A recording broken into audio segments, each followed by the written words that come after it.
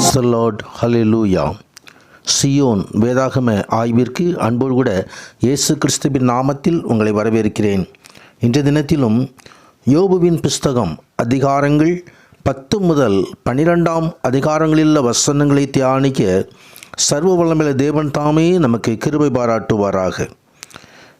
10வது அதிகாரத்திலே யோபு தன் மன சஞ்சலத்தையும் நியாயமற்ற விதத்தில் நடத்தப்படுவதால் உண்டான கசப்பு உணர்வுகளையும் தேவனிடத்திலே தொடர்ந்து ஊற்றிக்கொண்டிருந்ததை நாம் பார்க்கிறோம். தேவன் தம்முடைய அன்பை தன்னை விட்டு விலக்கி கொண்டதாக யோபு உணர்ந்த போதிலும் யோபு தேவனுடைய நீதியில் இன்னும் நம்பிக்கை கொண்டிருந்து தன்னுடைய இக்கட்டான இந்த நிலைமைக்கு ஒரு தீர்வு காண்பதற்கு தேவனோடு கூட தொடர்ந்து போராடுகிறதான காரியத்தை இந்த அதிகாரத்திலே நாம் பார்க்கிறோம். தன் சரீர சுகத்துக்காக யோபு தன் ஜெபங்கள் ஏறெடுத்ததில்லை. யோபுவின் பெரிதான கவலை தனக்கு ஏன் இந்த துன்பங்கள் என்பதும் தேவன் ஏன் ஊழியக்காரரை கைவிட்டார் என்பதுதான். தனக்கு ஏற்பட்டிருந்த உண்மையான கடும் துன்பத்தை பார்க்கிலும் இதை அறிந்து கொள்ள வேண்டியது யோபுவுக்கு அதிக முக்கியமானதாக இருந்தது. துன்பத்திலும் கூட தேவனால் தமக்கு சொந்தமான ஒருவனாக ஏற்றுக்கொள்ளப்படுவது என்பது தேவனுடைய வாழ்வின் மிகவும் ஆராயப்பட வேண்டிய காரியமாயிருந்தது.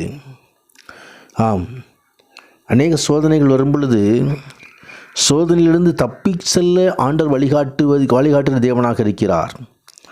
ஏன் இந்த சோதனை வந்தது என்று கேள்வி கேட்பதை விட எப்படி தப்பி செல்ல வேண்டும், எப்படி இதை கடந்து செல்ல வேண்டும் என்பதை ஆண்டவருடைய சமூகத்தில் வைக்கும் பொழுது நாம் இந்த சோதனை எளிதாக மேற்கொள்ள முடியும். ஏன் இது நேரிட்டது என்று சொல்லி புலம்பிக் கொண்டிருந்தோமானால் அது அதிக பாரத்தையே நம்மளே உண்டாக்கிவிடும். நான் சற்று இளைப்பாறும்படி நீர் என்னை விட்டு ஓய்ந்திரும் என்று சொல்லி ஆண்டவருடைய சமூகத்திலே இந்த யோபு விண்ணப்பத்தை வைக்கிறதை குறித்து பார்க்கிறோம். கர்த்தருடைய நாமத்துக்கு மகிமை உண்டாவதாக. அங்கே 11ஆம் அதிகாரத்திலே நாகமாத்தியானாகிய சோப்பார் சொல்கிறதான காரியங்கள் இங்கே வருகிறது. சோப்பார் யோபுவின் சுயநீதி மற்றும் பிடிவாதத்தை குறித்து கொடூரமாக குற்றம் சாட்டி கொண்டிருந்தான். அவன் பெற்ற துன்பங்களை பார்க்கிலும் அதிகமாக பாடுபடுவதற்கு அவன் தகுதியானவன் என்றும் அவன் கூறினான். யோபு பாவத்திலிருந்து திரும்பினால் அவனுடைய துன்பங்கள் உடனடியாக விலகி பாதுகாப்பும் கனமும் மகிழ்ச்சியும் திரும்பும் என்று சொல்லி கொண்டிருந்தார். சோப்பாரின் பேச்சுவார்த்தைகளில் இறையியல் சம்பந்தமான மோசமான தவறு உள்ளடங்கியிருக்கிறதை நாம் காண முடியும்.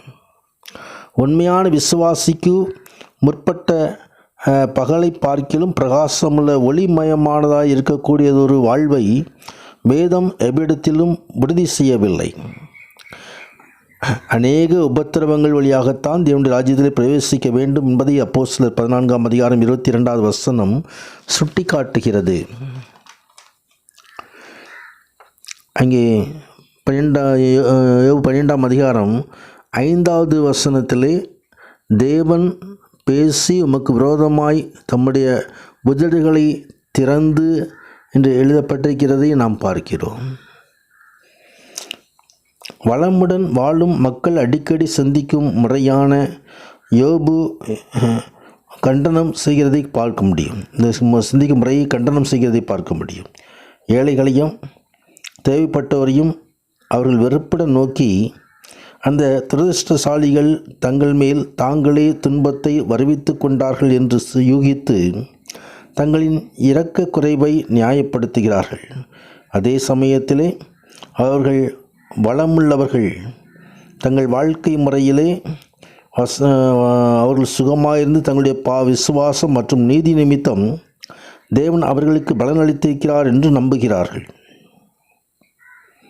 கர்த்தருடைய நாமத்திற்கு மகிமை உண்டாவதாக. தொடர்ந்து 12வது அதிகாரத்திலே 5வது வசனத்திலே கள்ளருடைய கூடாரங்களில் செல்வம் உண்டு, தேவனுடைய கோபப்படுத்துகிறவர்களுக்கு சாங்கோ வாங்கம் உண்டு, அவர்கள் கையிலே தேவன் கொண்டு வந்து கொடுக்கிறார் என்று சொல்லி யோபு அங்கலாய்க்கிற காரியத்தை நாம் பார்க்கிறோம். 12வது அதிகாரத்தில் யோபுவின் வார்த்தைகள் கொடுக்கப்பட்டிருக்கிறது.